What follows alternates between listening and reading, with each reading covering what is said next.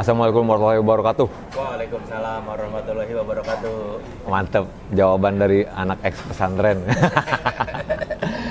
Apa kabar teman-teman Discuster? Ketemu lagi di diskusi bareng Kak Anas, episode terbaru. Kita lagi ada di Bakmi Sejuk namanya, di daerah ECBD. Sejuk bakmi dan kopi. Sejuk bakmi dan kopi.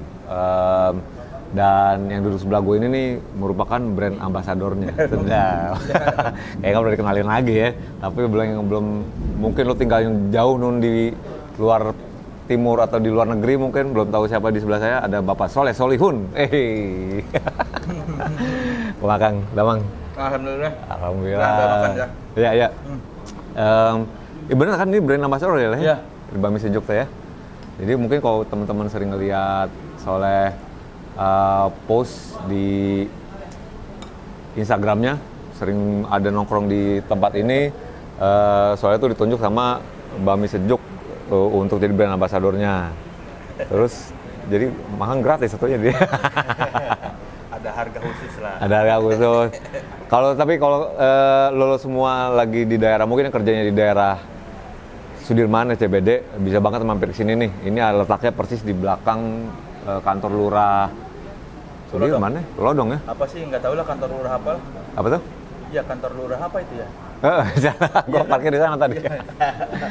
Jadi agak nyempit sih, agak nyempil tempatnya, tapi worth it banget. Ada bakmi, ada nasi, ada macam-macam lah. Kayak fusion antara Indonesia dan Jepang ya. Oh, gue lihat ada sentuhan Jepang dikit ya. Kombinasi antara makanan ringan dan makanan berat. Bisa pakai nongkrong. Ini aja yang Soleh makan pisang goreng pakai es krim. Kopi sejuknya juga mantul. Tadi gue makan bakminya juga nyaknyus. Jadi silakan mampir ke sini ya. Itu ada posisinya ada di ECBD, ada juga di mau Cilandak mau buka ya lah ya, sama Cilandak, di Cikeas, Pos Blok. Nanti bakal ada di Bandung, ada di Bogor. Pos Blok di kantor pos Pasar Baru ya. By the way, hujan nih. Kedengaran nggak? Suara aman ya? Oke. Hujan-hujan dikit, tipis, tapi enak, adem lah di Bakmi Sejuk ini. Tambah romantis lagi ya, tapi sebelahnya nggak enak juga nih. Nah, ini interview keberapa nih minggu ini? Pertama tuh ya? Pertama, di interview kalau ini kan. Iya. Jarang gua kalau di interview. Masa? Pilih-pilih gua. Iya. Gue kemarin udah lihat yang ada di Vindes, dari Corbusier, terus si Cabul. Belum ya? Gue pilih ngobrol belum. Waktu itu si Malau bilang ya tahun depan, tahun ini maksudnya. Belum janjian. Belum aja kali ya. Gue mah kalau channelnya nggak suka, gue nggak mau. Bilang aja nggak mau gitu ya. Antara nggak mau atau nyari-nyari alasan. Meskipun itu channelnya jutaan ya, jadi gue mah nggak lihat subscribers, lihat yang wawancara. Kalau nggak seru mah males lah. Tonora gitu males. Tapi lo kan biasanya terkenal kejujuran lo, Le. Kan ini mah manajer yang ngebales. Biasanya kalau yang nggak kenal gitu. Iya. Nanya ke manajer kan, mau wawancara jadi bintang tamu podcast dong. Udah alasan aja lah, nggak mau gitu, lagi ada kerjaan gitu. Tapi kalau teman dekat yang biasa langsung ke mana, biasanya langsung pasti gua kalau teman dekat mah pasti gua iyain. Iya. Oh gitu, kita beruntung juga nih bisa narik Kak Soleh di sini nih. Tapi untuk orang yang profesinya verbal banget lah, mereka kan berdialog depan TV gitu, depan kamera dan sama penyiar kayak gitu kan, pasti kan dialog verbal, ngobrol kayak gitu. Lu dari kecil tuh emang doyan ngomong tuh apa enggak sih? Gua di rumah pendiam, Kak. Pendiam ya? Iya. Makanya waktu gua di kampus jadi komentator segala macam lah, jadi MC segala macam, adek gua bilang sama teman gua ya di si Soleh mah di rumah diem. Diem, gua di rumah pendiam. Lu anak keberapa sih? Anak pertama. Dari 3 bersaudara. Laki semua? Yang kedua laki, yang ketiga perempuan. Gua tuh di rumah diem, maksudnya bukan tipe yang bercanda-bercanda. Kalau adek gua justru yang suka bercanda sama bokap gitu. Tapi bokap gua seneng ngomong. Jadi dia kalau apa, misalnya nih zaman gua kerja di Jakarta suka diantar jemput kalau setiap weekend kan dari terminal Lewi Panjang sampai rumah. Nanti dia di sepanjang jalan dari terminal sampai rumah ngomong terus di mobil Cerita, tuh. ya. Ada aja yang ngomongin, gue cuma diam ya nanti misalnya pas dia ngantri dari rumah ke terminal Lewi Panjang ngomong terus. Kalau di rumah pendiam, tapi di pergaulan juga nggak terlalu yang gimana kan ada yang MC yang tipikal MC yang di pergaulan pun kan ngomong gitu. Iya, kalau gue mah ya seperlunya aja, nggak yang seneng ngomong ini juga. Cuma kalau udah suruh ngomong di depan umum suka susah berhenti.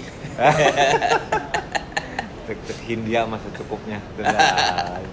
Tapi lu tahu bakat bicara tuh dari bapak apa dari ibu menurut lu? Kayaknya sih mungkin dari bokap gue, bukan, meskipun dia aktif ngomong tapi dia bukan public speaker ya. Yeah. Mungkin kalau bakat itu kakek gua yang dari nenek itu kan khotib apa sih? Ustadz gitulah. Jadi dia suka jadi khotib Jumat, terus di kampung gua di Bandung tuh tokoh agama lah apa. Dia guru ngaji, dan pokoknya setiap Jumatan zaman kakek gua masih ada tuh dia selalu jadi khotib Jumatnya. Mungkin dari situ ya, tokoh agama. Mungkin dari situ ya bakat ngomong, nggak tahu juga atau dari bokap gua juga ada kali. Kalau dari bokap cuma bakat ngomong bukan di depan umum kali ya. Bercerita, storytelling. Ya, tapi gua nggak tahu kenapa mungkin bokap gua yang merasa gua ada bakat ya, karena dari kecil kan yang gua kelas 6 SD apa kelas 5 SD disuruh ikutan lomba ceramah di SD, lomba ceramah pas perayaan Isra Mi'raj di SD. Pusat jadi muda naon karena teh? Dai cilik, bukan dai cilik. Ini mah level SD doang. Jadi di SD ada lomba ceramah. Nah, bokap gua nyuruh gua ikutan. Udah sana ikutan. Gua nggak tahu kenapa bokap gua nyuruh gua ikutan ya. Yang jelas dia nyuruh gua ikutan lomba itu, terus ditulisin sama dia naskah khotbahnya. Gua masih ingat naskahnya tuh soal proses Isra Mi'raj.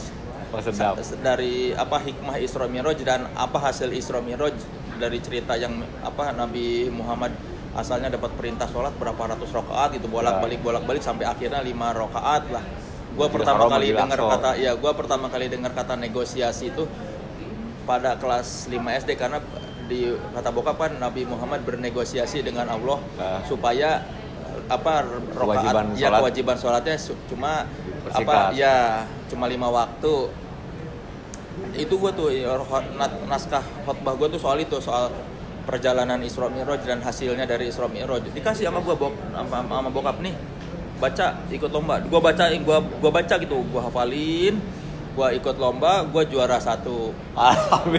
Gokil. Kalau khotbah di situ itu pertama kali pengalaman public speaking. Nah, itu kan kelas 6 SD. Kelas 1 SMP, gue kan dipaksa ikut pesantren kilat. Dipaksa ya, karena gue nggak ikhlas juga waktu itu. Ke Gontor ya tadi? Tadinya kan disuruh ke Gontor. Ayo abis SD kita ke Gontor, gue nggak mau. Terus ya udah, kalau nggak mau ke Gontor ikutan pesantren kilat aja ya. Kelas 1 SMP pas liburan, ya udahlah kompensasi gitu. Nah, pas di pesantren kilat itu ada lomba khotbah. Gua masih inget naskah tahun lalu. Gua pakai naskahnya. Juara lagi gua di situ. Juara khotbah. Ya. Itu, dan gara-gara gua juara khotbah itu gua jadi santri terbaik. Disuruh ngasih sambutan pada saat penutupan pesantren kilat. Sadis. Padahal gua kerjaan tiap hari tidur. Pas lagi ada ustadz lagi nerangin, gua tuh ngantuk. Iya, gua tidur gitu kan, karena enak kan, masjid adem, tiduran boleh sambil sila gitu. Terus gue setiap hari tuh seringnya tidur, tapi gue jadi santri terbaik gara-gara gue lomba khotbah dan juara. Terakhirnya gue disuruh ngasih pidato gitu, perwakilan dari santri tahun ini. Itu nggak pakai skrip kan? Enggak, free flow aja. Iya, improvisasi, impromptu. Nah, itu dari situ gue kayak merasa jangan-jangan ada bakat ya, jangan-jangan. Tapi dari kelas 6 SD dan 1 SMP itu yang gue pengalaman pertama public speaking, dan kok kayaknya enak gitu. Ya, tapi dari sekitar era itu, episode itu lu ngerasa kayaknya gue bisa nih ngobrol di depan umum gitu ya, atau bisa Iya, berbicara pas lah. SMP itu yang kelas 1 itu yang gua disuruh tiba-tiba itu kan impromptu. Nah, Tanpa persiapan sama pesantrennya, ayo perwakilan ya Soleh ya ngasih pidato. Ya. Gua bisa ngomong, ngasih sambutan, terus orang pada ketawa, apa gua berbakat ya gini gitu ya. oh dari dulu udah ada disusupin humor gitu. Iya, ceplos-ceplos aja kayak gua sekarang gitu. Apa sih yang nggak jauh beda sama sekarang gitu. Zaman dulu udah gitu, pas kelas 1 SMP soalnya gue inget gue tuh ngomongin soal suasana pesantrennya lah apa gitu. Gue cerita gitu, gue mau kabur tadinya dari sini tapi nggak tahu naik angkot apa. Pada ketawa gitu. Ngobrol. Itu ini dikorek dulu. Lu 2 Juni tahun 79 lah. Iya. Anak pertama. Tapi latar belakang keluarga tuh keluarga muslimnya kuat, ketat apa enggak sih? Iya. Waktu besarnya? Iya. Iya kan karena itu dari kakek dari nyokap itu kan besarnya di pesantren beneran dia. Apa kakek dan nenek itu memang orang pesantren. Tapi tinggal sama kakek nenek berarti. Kan dulu kakek nenek sering ke rumah. Oh. Jadi mereka tuh rajin mengunjungin berapa sebulan sekali kayaknya main ke rumah. Terus tapi, mana tuh besarnya di Bogor ya? Bukan? Bogor. Jadi bukan di Bandung berarti ya? Bukan, Bandung Lahir. Bandung mah kota pas kalau lebaran ke Bandung. Oh, oke. Ya kampung halaman Bandung lah. Ya, tapi pindah ke Bogor Ke Bogor karena bokap kerja. Nah, jadi kan kakek selalu ke Bogor sebulan sekali. Nah, jadi memang kayaknya sih keluarga yang cukup religius ya. Karena salah satu ingatan masa kecil gua ketika kecil itu sholat berjamaah. Ya. Ada kakek, terus gua ini apa? Pokoknya di ruang tengah berjamaah, terus gua diajarin ngaji sama kakek gua, sama nenek gua gitu. Gua salah satu ingatan masa kecil gua tuh selalu gitu apa ya gitu. Sholat berjamaah, ngaji, terus kakek gue tuh jago banget ngajinya, jadi kalau ada yang lagi baca terus ngaji salah dia bisa tahu dibenerin, bukan ini itu. Oh tapi emang haji udah makam. Iya, dan iya kalau dari sisi kakek, dari nyokap sih yang religius. Kalau dari bokap kayaknya enggak religius, tapi yang dari nyokap itu yang agamanya kuat. Iya. Gue inget kakek gue tuh kerjaan sehari-hari sebelum dia meninggal tuh nulis pakai bahasa Arab. Oh, tapi bisa, ya? Bahasa Arab yang bahasa Indonesia, tau nggak lo? Zaman dulu ada kan tulisannya Arab, tapi kalau kita baca itu tuh bahasa Indonesia. Oh, belajar ba. Iya, lam, belajar misalnya ba, zat, lam, jim, ro, belajar. Jadi kalau kita baca tuh, ini mah bahasa Indonesia. Udah bisa huruf gundul belum lo baca? Sedikit-sedikit. Gue dulu udah bisa lo kecil. Cuma iya itu zaman dulu kan gila. kitab kuning, zaman-zamannya itu kan kakek gue punya banyak kitab kuning tuh, misalnya gue selalu buka apa sih ini, dan pas dibaca tuh, ini mah bukan bahasa Arab, bahasa Indonesia. Dan kakek gue tuh nulis itu, nulis dalam bahasa tulisan aksara Arab tapi bahasa Indonesia. Ya. Gue nggak tahu tuh kemana itu tulisannya. Apa sekarang agak menyesal juga sih. Dulu mah kan nggak peduli apaan sih ya, ngaji gitu, capek bacanya gitu. Dan itu kakek gue tuh. Jadi selain dia aksara bahasa Indonesianya miring-miring gitu loh. Bagus itu tulisannya tuh, orang zaman dulu kan miring terus sambung. Ya, terus bahasa Arabnya tuh bagus. Kadang gua nggak mengenal kakek dari bokap meninggal gua umur 2 tahun. Jadi kalau dari sisi kakek, kayaknya kalau dari sisi religius dari nyokap, kakek dari nyokap. Tapi lah kenapa ya, maksud gua kebanyakan orang yang dari teman-teman gue juga mayoritas, ini bukan penyamaratan tapi ya, yang besarnya di lingkungan religius gitu ya, ada yang bahkan ke pesantren besarnya gitu, begitu gedenya dewasanya, maksudnya udah lepas dari itu justru kayak lepas kontrol gitu, atau bahkan nggak ada sisa-sisa pendidikan agamanya. Mayoritas gue ini bukan kembali nggak menyamaratakan ya. Yang paling gue inget dulu ada penulis Jakarta Undercover siapa? Muhammad MK. Kurang etek mah.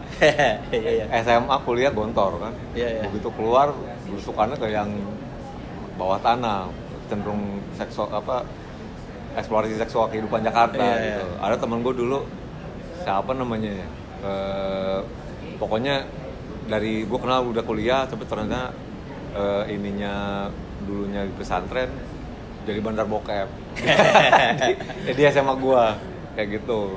Aya doi nu ka ieu yang ke narkoba atau ke rupa Iya. kayak gitu ya.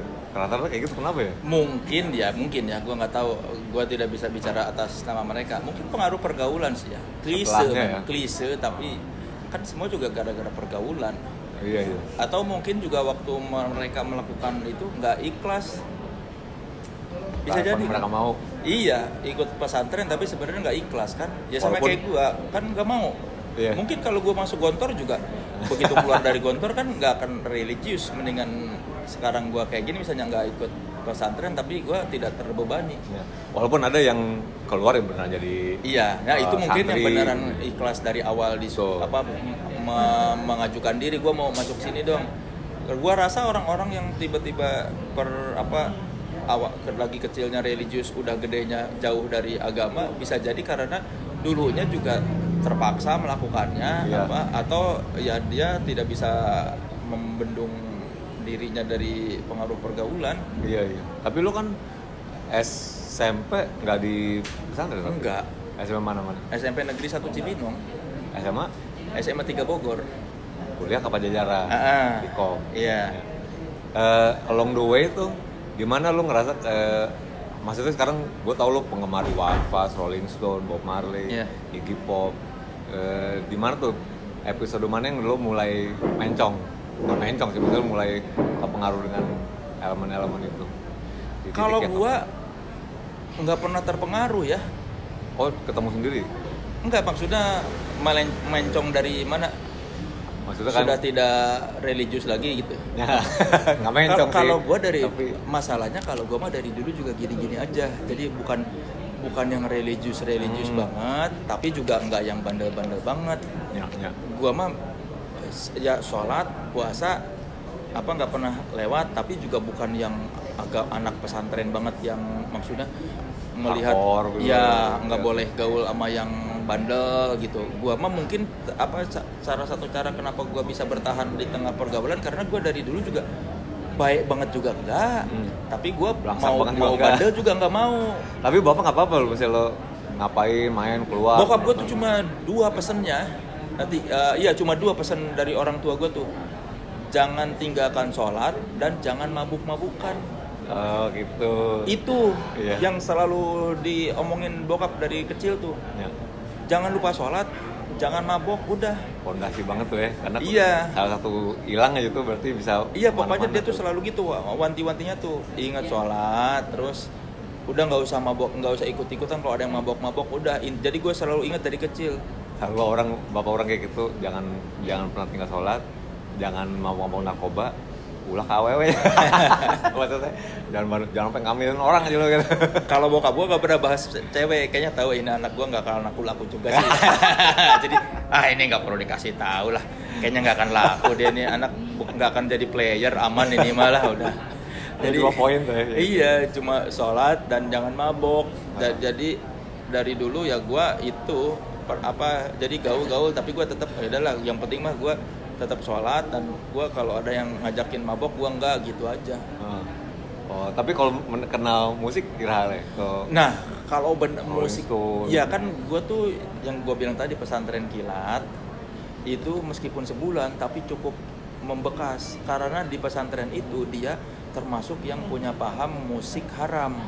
Wah, anjir. Iya. Si pesantren itu musik haram Di katanya. mana teh kalau boleh tahu? Di Bogor, di daerah Ciomas, gue lupa nama pesantrennya. Jadi menurut dia musik itu haram, segala bunyi-bunyian itu haram kecuali dari suara laki-laki atau suara kendang Ya. yang dari kulit binatang lah. Nah, dari situ kan gue takut. Takut. Bari aya itu gak lukisan nggak boleh ada matanya. Ya, nggak boleh ada muka lah. Tapi kalau itu kan gue bukan penggemar lukisan, jadi udahlah nggak terlalu peduli. Kan yang gue perhatiin musik, gue takut kan. Sebelum udah senang musik. Dari kecil kan gue denger musik, tapi gue musiknya tuh dengernya yang di radio. Dulu gue dengernya radio Kayu Manis, RKM, radio Kayu Manis. Nyampe ke Bogor gitu? Nyampe lah. Oh. Bogor kan masih pinggiran Jakarta. Iya. Gue di Gunung Putri, tempatnya Kabupaten Bogor, itu masih nyampe. Jadi Aku gue tuh pop lah ya. musik tuh dari kecil dengernya apa yang ada di radio, sama ya yang lagi tren aja, apa sih ya, Nicky Astria, terus Vina Panduwinata, PMR gitu, Iya. yang hits zaman gitu aja. Begitu dengar musik haram kan gua takut, wah. Tapi pas gua kenal Iwan Fals itu SMP, wah ini enak banget, tapi haram. Cuma gua akhirnya kan gua berpikir Iwan Fals kan orang Islam, kayaknya nggak terlalu dosa ya kalau gua dengerin yang orang Islam. Baru juga kalau kita perhatiin liriknya juga nggak terlalu Iya, gimana, gitu. jadi gua Malah apa? puitis. Iya, waktu itu kan teman sebangku gua tuh yang suka beli kaset. Jadi teman sebangku gua tuh yang pembeli kaset yang zaman dulu dari zamannya Agay Kidjo, Ya. apa Metallica Nirvana. segala macam yang kalau di rumah dia tuh selalu ada kaset-kaset metal terkini lah, GNR segala macam. Ya. Ada teman gua tuh, tapi gua nggak pernah mau dengerin karena udah mah dia orang Kristen, teman gua nih. Gua kan dalam hati, wah dia mah enak nih Kristen. Nggak ada larangan. Iya, nggak ada larangan. Makanya dia kalau datang ke kelas tuh, wah liatin kaset. Gua cuma bisa ngeliatin. Iya. Terus kalau gua main ke rumah dia, kaset banyak banget ini, Belum kaset-kaset. berani beli itu ya? Iya, kaset-kaset metal. Gua kan takut dosa ya. Cuma kan begitu gua denger Iwan Fals, kayaknya ya itu tadi. Iwan Fals kayaknya Islam, nggak apa-apalah. Di radio tuh. Enggak, ke temen gua punya minjem dari temen. Pinjem. Iya. Kamu masih inget nggak? Celoteh. Oke. Kelas 1 apa kelas 2 gitu. Celoteh kompilasi. Itu langsung wah enak banget ini Iwan Fals. Jadi gue ya udahlah, gue fokus di Iwan Fals aja deh, nggak usah dengerin musik-musik barat gitu kan kayaknya haram gitu. Orang-orang inilah kafir. Jadi gue Iwan Yang kita kenal Fals. gitu. Iya kan, kayak Iwan Fals tuh selama SMP tuh Iwan Fals. Apa teh appeal-nya buat lo apa? Liriknya, lagunya juga mungkin. Liriknya bisa bawa kemana-mana kan. Lu dengerin Iya Iwan sih. Fals tuh kayak udah gitu dia dinyanyiin tuh enak. Iya. Dan dia tuh membuat kita merasa kita bisa bernyanyi tuh. Nada-nada dia tuh membuat kita tuh merasa gue juga bisa nyanyi kayak gitu. Ikutin. Iya, mudah diikuti nyanyiannya. Juga temanya tema-tema kehidupan kita juga. Iya, dan bahasanya kan nggak rumit. Ya. Bahasanya lu baca liriknya ngerti. Iya, nggak butuh jadi S3 lu buat memahami lirik Ya. Iwan Fals. Nggak perlu diproses atau diapain. Iya, dan enak pokoknya. Jadi gue tuh SMP Iwan Fals. Seleng baru masuk kelas SMA, karena udah mulai agak luntur. Masa Iwan Fals doang sih. Seleng kayaknya enak nih. Gue waktu SMP udah tahu Seleng dari temen juga. Ya. Suka bawa-bawa cover album, terus wah Seleng kerennya tuh yang suka ditiru-tiruin rambut ke depanin dari belakang. Si Pongki. Seleng gitu, Seleng.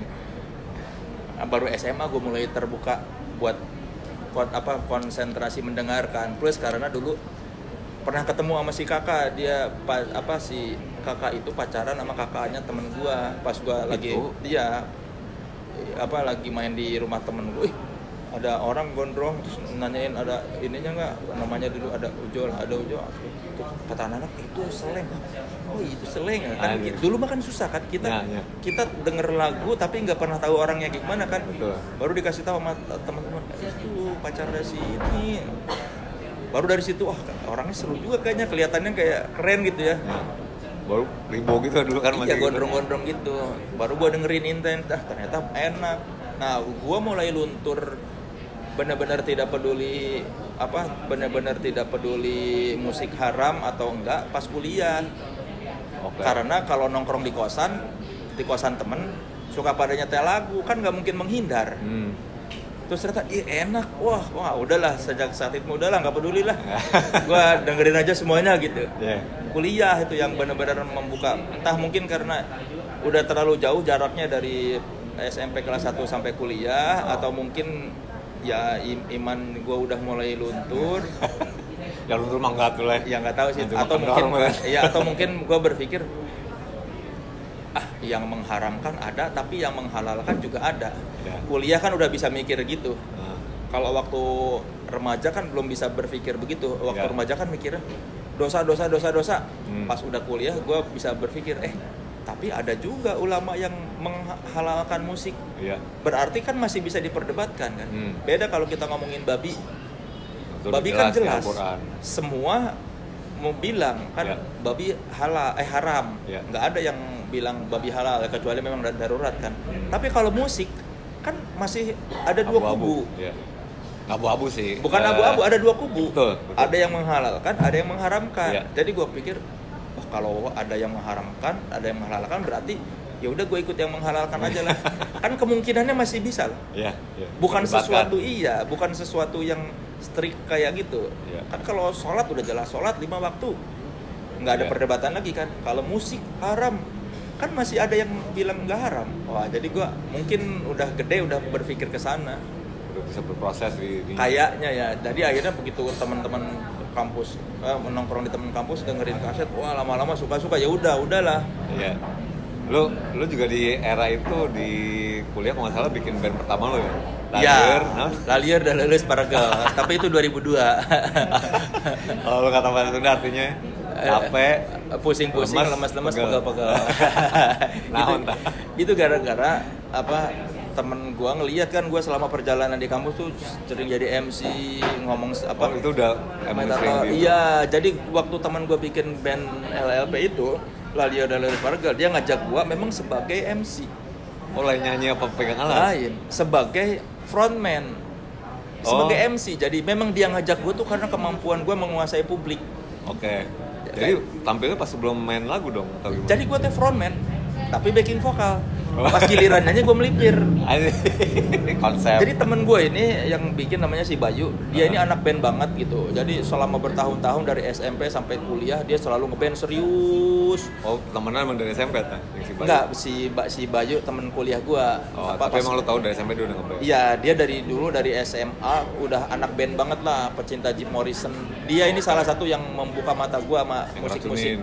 Ya, sama musik-musik yang aneh-aneh gitulah. Ya rock and roll 60s, 70s dari si Bayu ini. Nah, si Bayu ini mungkin dia ngeband terlalu serius bertahun-tahun. Begitu ngelihat pas lagi mau 2002 bikin band angkatan, kayaknya dia udahlah gua nggak mau terlalu serius lagi ngeband, pengen ada funnya gitu, bercanda-bercandanya, ngajaklah gua supaya gua jadi MC di situ, supaya band ini nggak terlalu serius dan dia bisa ngelihat gua bisa mencairkan suasana kayaknya gitu, pengen ketawa-ketawa gitu. Tapi emang lu udah emang bakat untuk menghibur melalui Kuliah perbalan justru dari gua. ya? Kuliah gua nemunya. Ya pada event kampus. Iya, ya, itu gara-gara itu tadi awalnya kan gua yang jago komentator Van Plastik, pertandingan bola plastik. Hah? Tahun 98 temen gue jadi panitia pertandingan bola plastik di kampus. Terus gue ngelihat kok ini sepi-sepi aja ya pertandingan. Gue bilang pinjemin toa dong ke kampus, ke senat. Ya udah, gue pakai toa, gue komentarin itu pertandingan. Ternyata pada suka orang-orang, padahal gue nggak ngerti bola. Gue mau ngomentarin orang-orangnya aja, permainannya ya seenaknya gue aja ngomentarin. Yeah. Tapi terhibur tuh. Terlihat di mata aja gitu ya. Iya, dan orang-orang pada ketawa-ketawa kalau ngedenger gue ngomentarin. Akhirnya jadi rame pertandingan kan, orang pada nonton sambil dengerin gue ngomong. Iya. Itu dulu gue sehari bisa 4 pertandingan. Selama berapa tahun tuh rutin. Jadi gue terlatih di situ. Gue tuh merasa gue bisa kayaknya. Dari situ, dari kuliah justru gue mulai menemukan pencerahan bahwa kayaknya gue bisa nih ngomong-ngomong gini di depan umum. Iya, kayaknya ini salah satu kelebihan gue deh, kayaknya ya gitu. Kan selama dari kecil gue nggak tahu bakat gue apa ya. Pas gue kuliah, kayaknya gue bisa nih gini-gini. MC atau ngomong di depan umum. Jadi kalau ada event di kampus si Solewe itu gitu kan? Iya, kalau gue suka jadi MC gitu lah. Komentator, tuh koordinator supporter. Itu training ground lo tuh jadinya, jadi tempat lo berlatih gitu. Iya, jadi yang gua lakukan sekarang ini, yang gua bekerja ini sudah gua lakukan ketika di kampus. Gua ngelawak, gua nge-MC, gua bikin majalah, segala macam yang gua kerjakan sekarang ketika lulus itu sebetulnya sudah pernah gua kerjakan di kuliah. Jadi anak-anak kampus yang kenal gua dari zaman di kuliah mah dari dulu emang begitu. Iya, cuma bedanya sekarang ada yang bayar aja dan walaupun orang-orang taunya lu sebagai wartawan tadinya. Iya, tapi kan di luar gua wartawan, gua di kampus seperti itu. Jadi ya yang kenal gua dari zaman kampus mah dari dulu juga gini dia mah. Lu masuk itu dong, istilahnya UMPTN kok dulu ya? UMPTN. Ya, iya. Masuk. Iya. Lulus tuh, wah. Lulus. Nah itu juga gua UMPTN lulus. Gua nggak pikir. Gua pakai satu tarikan nafas. Baca Yang IPA-nya nggak gue kerjain ya, karena nggak ngerti kan. Katanya kalau nggak ngerti jangan dijawab. Jadi gue yang kan IPC, soal IPA-nya itu gue nggak terlalu banyak jawab. Yang nggak ngerti gue kosongin. Tapi begitu soal IPS, bener-bener satu tarikan nafas.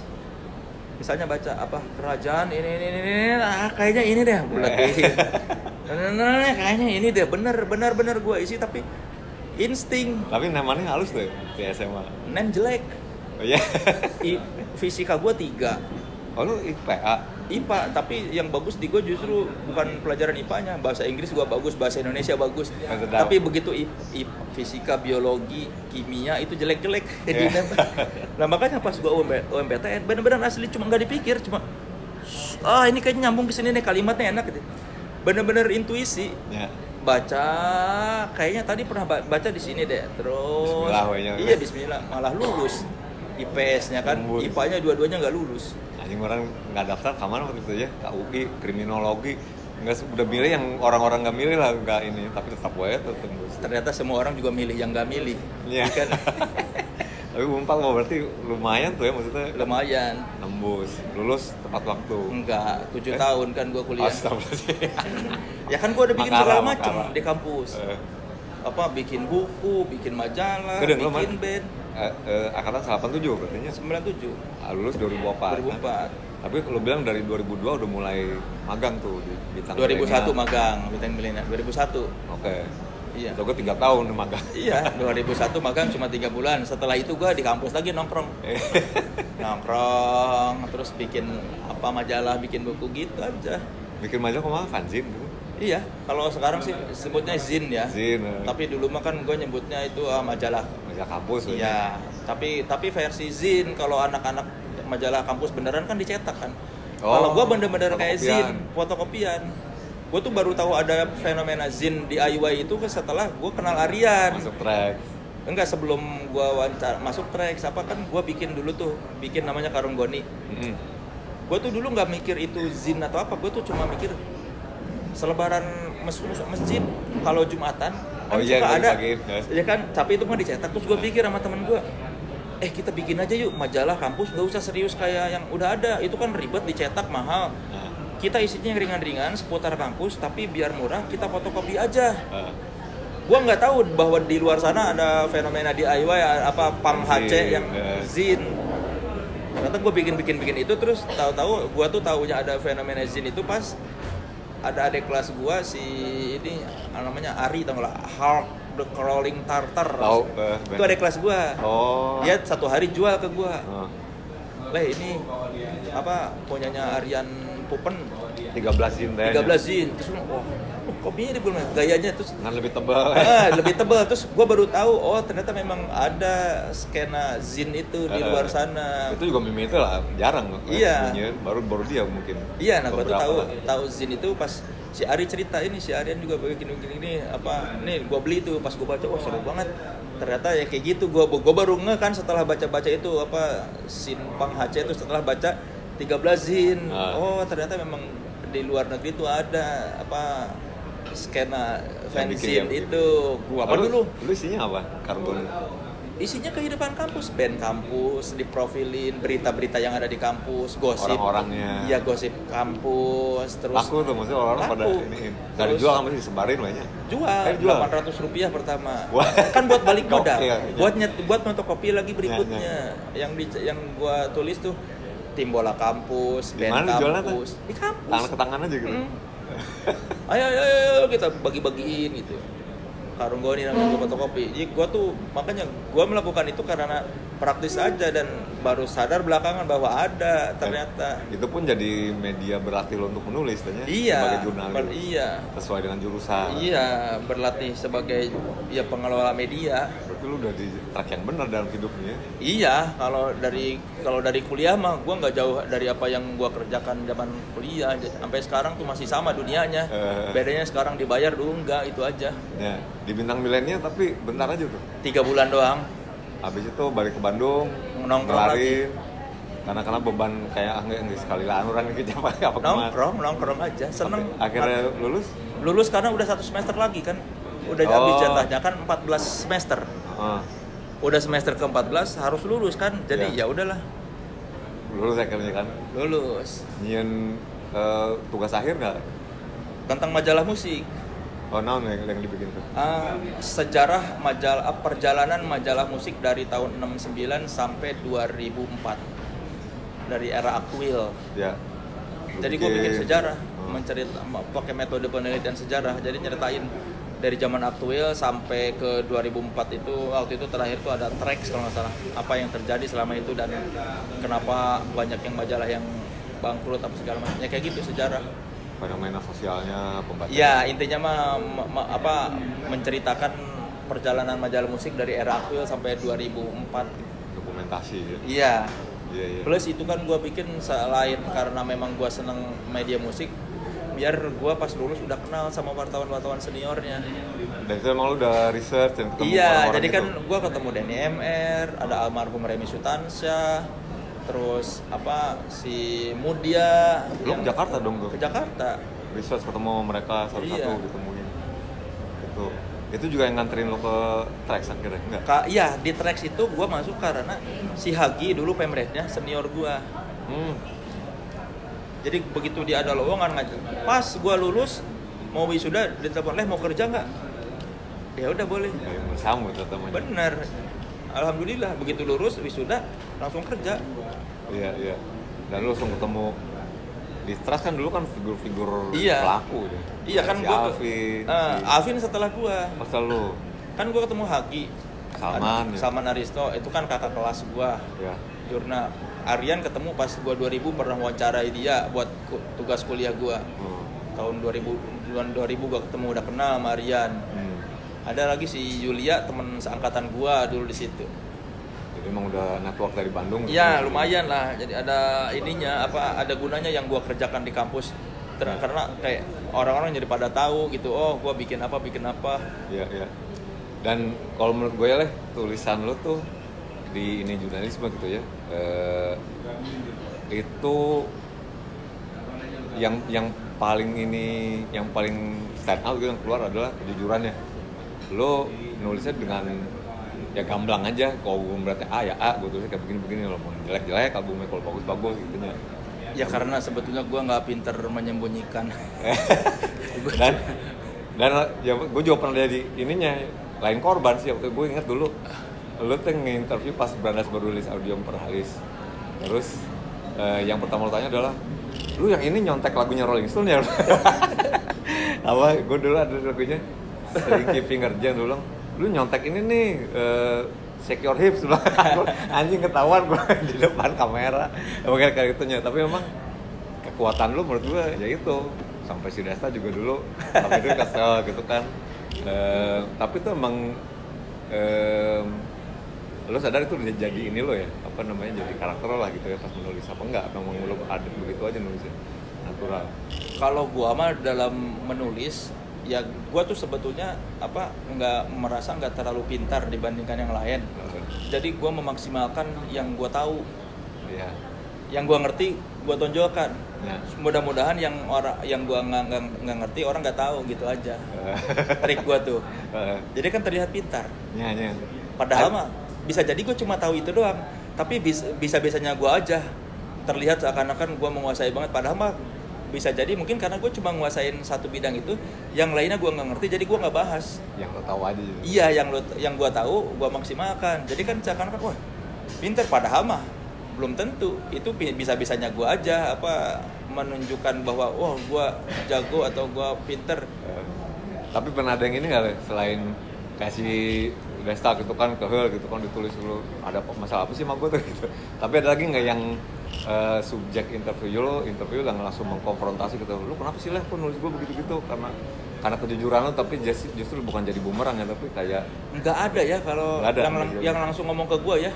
Kan itu Club Betis juga nggak ngomong langsung ke gue. Benar. Jauh sesudahnya. Itu pun gue tahu dari si Yara. Iya. Yara cerita dari mereka ketemu mereka terus belajar soal gue lah. Ya sejauh ini mah yang ngomong langsung ke gue nggak ada. Ya. Maksudnya ya narasumber atau band-band yang ini belum ada ya. Padahal sih gue sering baca tweet lo Instagram gitu kan. Gue sih bacanya gini. lo tuh perpaduan antara polos sama jujur gitu ya. Tapi karena terkadang menurut gua manusia itu banyak yang nggak bisa nerima kejujuran kayak gitu kan. Iya, kayaknya. Dalam artian kayak di dalam kejujuran itu ada sisi buruk yang ya kejujuran di situ gitu, tapi orang tuh kadang-kadang nggak bisa menerima sisi buruk mereka, jadi mereka defensif gitu. Kayaknya emang itu sifat gue kali ya. Gue tuh suka berpikir pengen ngomong aja tanpa merasa itu tuh kayaknya itu orang bakal sakit hati. Karena gue kalau ngomongin sesuatu tanpa ada bermaksud. Iya, dan tanpa ada bermaksud menjatuhkan gitu. Buat apa juga gue jatuhin. Gue kadang-kadang suka yang kepikiran gue omongin. Gue tuh baru ngehnya pas gue reuni SMA tahun berapa gitu. Terus wali kelas gue cerita, dia tuh cerita dulu ada nih bapak guru ini yang ngelapor ke saya waktu saya jadi wali kelasnya Soleh. Si bapak itu bilang itu si Soleh dia marah intinya karena gue ceplas-ceplos, pertanyaan gue ke dia tuh terlalu kritis atau apa gitu, jadi menyinggung dia lah intinya lah. Gue baru tahu kejadian ini setelah berapa tahun kemudian. Terus kata si ibu guru gue tuh namanya Bu Diana, wali kelas itu, udah biarin Pak, itu anak kayak gitu nanti bakal inilah jadi seseorang katanya kalau gitu. Udah biarin aja, nggak usah marah, kan cuma ngomongin pendapat. Niatnya dia tuh si bapak itu ngadu ke wali kelas supaya gue dimarahin sama wali kelas, tapi sama wali kelas gue dibelain. Gue tuh baru setelah berapa tahun kemudian, apa iya ya gue pernah gitu. Seingat gue kan gue selalu ngomong biasa aja di kelas kan, nggak merasa niat menjatuhkan atau apa. Emang gue suka kalau ada yang kepikiran gue omongin. Nah, gue baru tahu itu setelah lulus. Si Ibu Diana ini wali kelas gue cerita, saya dulu ngebela kamu nih gara-gara si bapak ini bilang dia ngadu ke saya gara-gara kamu di kelas kalau ngomong selalu ini bikin dia sakit hati kan. Tapi kata orang ciri-ciri orang yang IQ-nya tinggi sedang yang kecerdasannya di rata-rata adalah kemampuan dia bukan berdebat ya. Pertama adalah sarkasmenya, katanya kan gitu kan. Orang sarkas tuh makin sarkas makin tinggi itunya. Terus kemampuan berdebat, nah kita kan jadi misalnya bukan berdebat secara berantem ya, tapi ya dari argumen gitu dengan yang sehat lah pastinya kan gitu. Gue pernah ngeliat, gue kemarin pas mau ketemu tuh ngeliat Legend si Vindes. Gue ngeliat itu dari 1,5 jam ngobrol, hampir 2 jam ngobrol, setengahnya lu nggak telanjangin si Desta. Lu malah bukan lo yang diantara, lu yang ini, lu kan belagu orang lu kan. Apa sih aja bingung gitu, gue mau jawab apa ya? Iya sih lah, gue emang belagu. Sama Dedi kalau share, lu kan lu jadi lu yang mana yang ngelanjangin dia gitu kan. Lu sadar nggak kalau lu tuh kok pas lagi begitu, lu sadar nggak lu lagi malah yang menelanjangi orang yang lo interview? Gua justru tidak berpikir menelanjangi orang itu. Justru kalau gua begitu berarti gua respect sama orang itu. Gitu karena gua ngerti dia. Iya sih. Belum pelajari. Gua suka sama sosok itu. Kalau ada orang yang gua komentarin habis-habisan terus seakan-akan ditelanjangi, berarti sebetulnya gua ini respect sama dia karena menurut gua dia menarik. Gua memperhatikan ininya. Iya. Kalau orang itu nggak menarik, gua kan nggak akan mau komentarin. Gue tuh orang suka mikir si Soleh jahat. Justru gue mah tidak pernah berniat menjatuhkan. Kalaupun ngeledek itu nggak pakai hati. Kalau misalnya lagu lu jelek, ya biasa aja. Bukan karena gue sebel sama lu misalnya, atau misalnya Kak Beranda niru lagu Rolling Stone ya. Bukan seperti itu keadaannya. Bukan karena gue mau berniat supaya orang tahu Beranda nyuri lagu Rolling Stone jiplak terus pengen menjatuhkan, ya memang gue pengen ngomong aja. Benar. Tapi kalau gue berkomentar sama sesuatu itu berarti udah gue anggap menarik itu. Ya. Itu objeknya. Kalau topiknya kalau objek atau orang yang nggak menarik, gue nggak akan komentar, ngapain. Itu yang jadi pertimbangan lo milih tamu-tamu lo di soal interview dong. Iya, semua yang gue wawancarain itu gue harus suka karyanya, minimal ada satu gitu yang gue suka. Misalnya kalau ada orang wawancara, gue suka dia karena misalnya meskipun karya dia belum terlalu banyak yang bagus, tapi minimal gue pernah menikmati satu karya dia yang menurut gue ini bagus nih. Jadi lo pengen tahu gimana? Iya, jadi ya semua yang gue wawancarai di Soleh interview itu harus gue suka Selain itu pertimbangan apa lagi? Selain lo suka? Ya nomor satu tentu aja dia harus punya karya ya. Oke. Kan public figure, tapi bukan berarti public figure harus terkenal, tapi dia harus punya karya. Itu nomor satu. Nomor dua, nomor dua karyanya harus gue suka. Udah cuma dua pertimbangannya. Dia punya karya dan dia harus gue suka karyanya. Dan dari situ baru lo bisa ngorek-ngorek lagi pas ngobrol gitu. Iya, ya karena kalau gue nggak tertarik sama orangnya, gue nggak akan wawancarain. Ngapain juga gue ngajak ngobrol. Ini kan gue buat senang-senang, bukan buat kerja. Beda kalau kerja kan disuruh. Iya. Kerja kan wajib wawancara ini. Iya. Kalau sebagai stand up comedian, menurut lo kerja apa bukan? Kerja ya tak? Kerja. Karena ada yang bayar. Iya. Makanya kadang-kadang lo bilang kadang nggak lucu, kadang lucu. Iya. Ya biarin aja. Tidak lucu itu bagian dari pekerjaan seorang pelawak.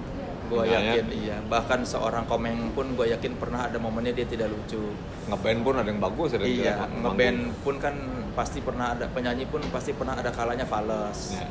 Pernah ada kalanya jelek. Cuma kan bedanya kalau pelawak gampang ketahuan kalau lagi jelek kan. Enggak bagus. Kalau ngeband kan orang gak banyak yang ngerti. Misalnya lu salah chord atau lu lupa lirik nih, atau kok tadi nyanyinya fales, atau si ini salah temponya kan, atau ini balapan. Nggak semua ngerti. Kalau pelawak semua pasti ngerti. Nggak lucu. Tapi lo kan lo bilang langkah pertama lo menuju ke dunia stand up itu, walaupun lo udah ngelakuin sebelum-sebelumnya di kampus ya, tapi secara profesional waktu nge-MC dan direkam sama si Faisal. Iya. Faisal tuh by the way videografer Brandals, dokumenter, dan juga emang udah rajin lah dia sebenarnya. Sering bawa kamera kemana-mana. Iya, dia tuh heran tuh, hebat tuh. Di bar blues. Makanya gitu. Kan dokumenter Brandals itu bagus karena si Faisal kan bawa dia nggak cuma Brandals doang lah, dia tuh ya di kita lah emang. Itu ada banyak library kayak Upstairs Manggung Pertama di Bibi, Seringai, ada tuh gua. Hebat maksudnya si Faisal tuh membantu banget tuh waktu Brandals bikin dokumenter kan. Betul. Nah, itu waktu itu pertama di acara apa? Itu acaranya apa sih, si Tony, si Wisnu sama si Zaki yang Global Radio, namanya apalah. Tapi itu di momen itu lo udah belum ada niatan, lo cuma pengen mendokumentasikan lalu upload ke YouTube. Iya. Gitu kan. Tapi di momen mana yang lo ngerasa kayak wah, gue kayaknya bisa nih jadi diuangkan, dimonetize gitu. Ya di itu momen apa? Ketika Metro TV ngontak gua. Oh, karena ngelihat itu ya, ngelihat rekaman itu ya. Begitu gua sebut angka, gue mau bayar segini. Oh bisa nih kayaknya. Nah itu pertama waktu episode pertama kayak jangan apa bisa jadi profesi ini ya. Tapi makin merasa yakin jadi profesi setelah diundang terus selama beberapa bulan. Wah jangan-jangan bisa nih, terus ada off air. Wah bisa nih kayaknya nyari duit dari sini gitu. Lu malah yang memulai kick off gelombang tren stand up comedy menurut gua kan di ngerasa gitu nggak lu? Kalau tren stand up itu menurut gua dibikin sama Panji dan Radit Dika. Iya, karena mereka kan waktu itu followersnya banyak, terus ngasih edukasi terus kan di Twitter. Karena mereka mau jadi ini kan hostnya si acara Kompas, stand up comedy Indonesia Kompas. Itu mereka tuh si Panji sama Radit yang jadi bikin makin tren jadi orang minimal orang ngerti lah. Oh ada seni yang namanya stand up comedy. Nah itu Radit sama Panji menurut gua ya. Jadi orang-orang dikasih pendidikannya, dikasih edukasi. Oh stand up itu begini loh, gini. Lo pernah ketemu pengalaman buruk nggak? Bukan buruk sih, kayak basi gitu pas lagi ini Jan? Oh ya pernah lah, beberapa kali lah. Beberapa kali? Iya. Yang paling jelek di mana nih? Gua pernah stand up di acaranya bos-bos gitulah, ada bos-bosnya Gaikindo atau apa gitulah. Halal bihalal lah. Terus itu ya kayaknya sih emang salah gue kali, materinya tidak bagus dan mereka tidak mengerti. Jadi yang ketawa cuma krik. Gue tuh kalau selama karir gue stand up, semua yang gue persiapkan malah anyep. Begitu gue nggak nyiapin materi, misalnya hari H aja langsung lihat ada apa sih, ngomongin aja, lucu semua. Begitu gue riset, gue pikirin baik-baik materinya, nggak ada yang lucu. Beri aja. Iya, semua materi semua penampilan gue yang anyep ketika job korporat itu karena gue pikirin, gue nanya-nanya. Dan itu makin besar bayarannya ya. bayaran sama aja. Semua korporat itu bayaran sama gede. Rate-nya ada lah. Gede, rating gede lah bayaran korporat. Tapi gitu. Semua yang gue persiapkan, nanya-nanya riset. Gue pas waktu kayak gini, gue nanya sama teman-teman gue yang vlogger otomotif, apa sih tren dunia otomotif sekarang? Gue pikirin, pas tampil anyep. Biasa. Tapi semua yang gue nggak pikirin, gimana nanti aja lah. Lihat aja nanti sejam sebelum tampil, gue lihat ada apa ini, lucu. Malah apa? Jadi sekarang gue kalau ada tawaran job, ya gimana nanti aja lah. Walau-walau. Iya. Termasuk kayak waktu lo bikin solo show jamaah. Kalau majelis tidak alim Majelis sama tidak yang semua spesial show dipersiapkan. Karena kan harus minimal 1 jam. Iya sih. Itu kan nggak bisa kita asal ini. Walaupun itu juga sebagian besar banyak yang gimana nanti aja lah. Yang penting gue kasih poin-poinnya dulu aja. Itu gila sih lah. Maksud gue aja sebagai ya bisa disebut sebagai frontman gitunya. Rek ngalap THC gitu masih ngomonginin. Cuma kalau lo apa lah yang jadi formula lo kalau misalnya lagi yang lo bilang free flow gitu nggak ada ini, lo perhatiin crowdnya gitu ya atau Gue mungkin karena berangkatnya dari MC.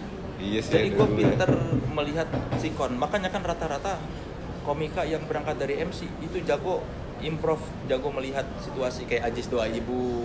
Ya. Itu kan dia berangkat dari MC. Dia juga pinter tuh ngelihat sikon, ngelihat penonton dijadiin lawakan. Ya. Orang kayak Jimmy sebenarnya bisa tuh ya. Bisa harusnya.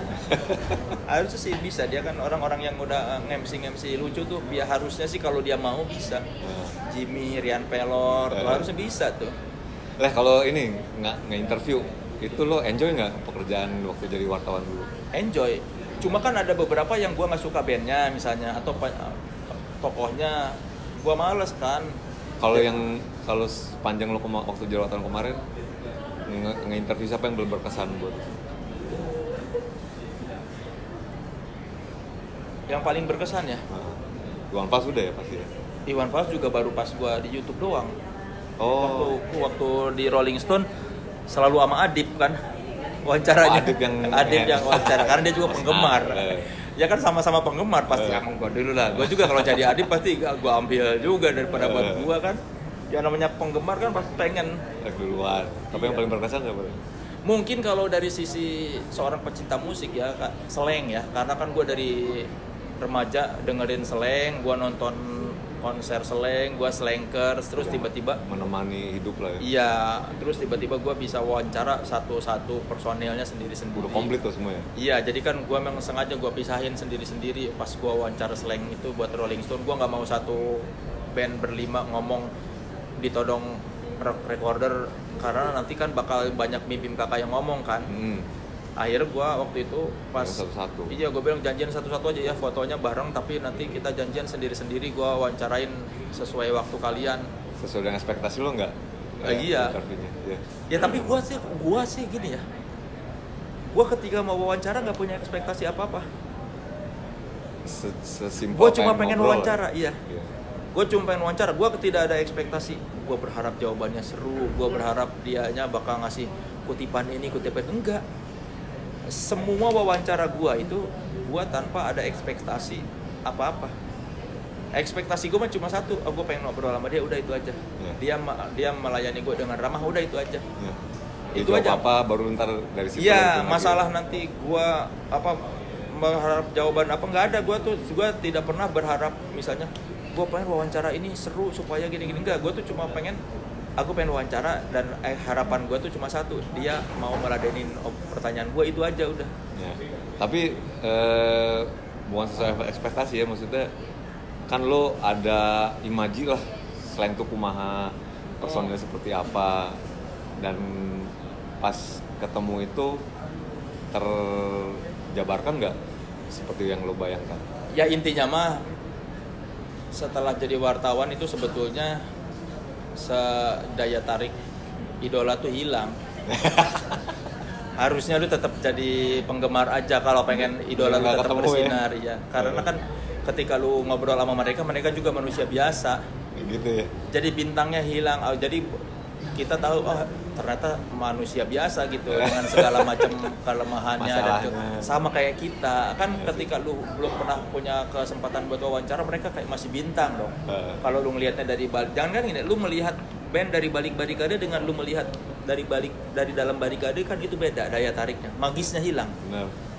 Lu mendingan lu nonton di barikade terus mereka itu tidak terjangkau, jadi masih menarik, masih punya aura bintang, maksudnya masih penuh misteri. Ketika lu bisa bisa lu ke dalam barikade, lu ya jadi hilang magisnya.